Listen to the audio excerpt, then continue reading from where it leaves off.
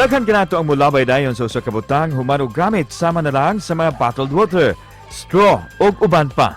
Apan alang kang Jerry Osabel, adunay kwarta nga makita sa basura.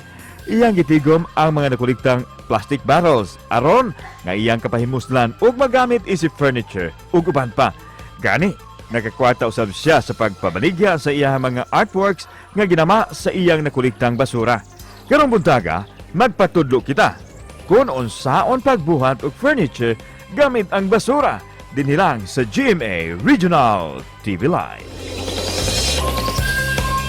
Sayra nato ang iyang sekreto sa pagbuhat og mga decorations ug furnitures nga ginama sa mga recycled materials. Busa, let's all welcome Mr. Jerry Osabel.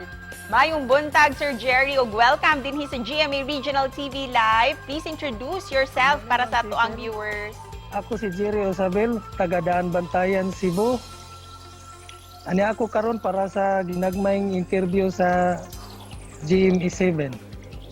Sir, kanusta ka nagsugod sa paggamit ni ining mga recycled materials para sa imuhang art? Nagsugod kini siya tanan ma'am sa katong wala pa ko makasulod og trabaho sa munisipyo diri sa among lungsod. Kay daghan kong gustong buhaton pero wa ko'y ikapalit ni sa akong panginahanglanon. Mao to nga nakita nako nga naidaghang mga basiyo sa botilya.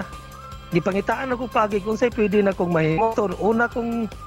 Una na kong gibuhat kanang buwak using sa nga mogamit og kanang drinking straw gani ma'am niya kauban sad ang basiyo sa botilya. Gani kato daghan ang nakapahimo sa ato kay imbis daghan ang ni-order sa ako, akong gipanghatag sa ilang akong gibuhat.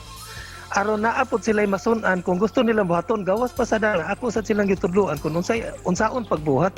Hantod karon bisag unsa nalay akong maunanaan nga pwede na kong buhaton nga makatabang sa mga tao nga nakagusto sa akong binuhat kay imbis mohangyo sila nako kay mo-order ma'am, akong ihatag nila ang akong binuhat aron mauro po ilang sundon. Sir, kinsay nagtudlo nimo ug naka-impluwensya nimo sa paggamit ug pagbuhat niini? Ang kana siya ma'am, walay nakatudlo nako. Ang naka-influensya ra gid nako na ang kini ra gyud atong kawadon. Kay naatay gustong paliton wa matay kapalit, pangitaan na lang gid siya og paagi nga mahimo nimo gamit ang mga butang nga basura na unta. Aron ikapakita po nato sa katawhan nga ang basura pwede pa gid ay mapuslan. Sir, sa kadaghang materyales nganong kining mga recyclable materials ang imuhang gipili, sir, nga daghan man untang pwedeng magamit para sa inyuhang mga dekorasyon? Yes ma'am, usasad sa kana ma'am nga nahimo sa nang dakong ikatabang sa mga katawhan pod ma'am nga mahibaw pod sila kung unsa day importante ang basura. Nga naa di ay gihapon tay mahimo bisan og basura na nga diin kini dakog mahimong tapang sa atong kalikupan pod karon nga nakita nila nga daghan day ang pwedeng mabuhat. Dili kay ako ra ang nakat-on, daghan sad ang nakat-on nga nakakita pod sa akong mga binuhat.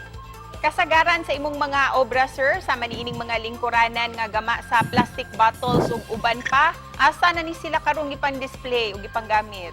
Akong ipost sa Facebook, naay mo contact nako nga mo-order sila pero wa ko kaila. Di sa ko mo balibad pero katong mga kaila nako ma'am nga ni try og order sa ako, wa ko na sila blagyay. Akong gihatagan sa akong mga binuhat ug ako silang gitudloan kung unsaon pagbuhat aron sila na mismo silang kagalingon makamaon na pud mohimo. This year, sir, say plano ninyo nga mga bag-ong proyekto? Na ako'y gibuhat diri nga altar, gigamitan ako og mga CD. Nagdesign ko sa altar para butanganan ako sa birhen diin. Ninggamit ko og kanang bula sa styrofoam nga ginamit na usab. Gipapitlan ako na siya mga ginunting nga old CDs pod ma'am. Unya moto dito nako gitungtong ang among birhen, gipalutaw nako siya, gibutang nako siya sa bungbong nga din sa luyo dunay background pod nga using CDs nga mga gipang design.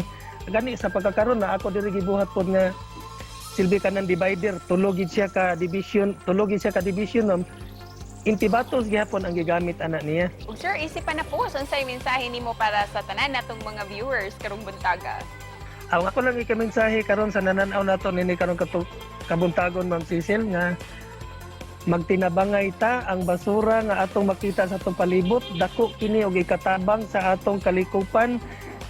dako sa kini katabang aron makadaginuta sa atong panginahanglanon sa atong panimalay imbis nga mugasto tawag dako para sa kinahanglanon nato sa atong panimalay pinaagi sa mga basura nga pwede pang mapuslan dako tag mahimong daginot sa ato ang pagkabutang niani. Dagan kayong salamat, Sir Jerry. Goodbye Ma'am Cecil, thank you sa oras. Thank you. Bye-bye.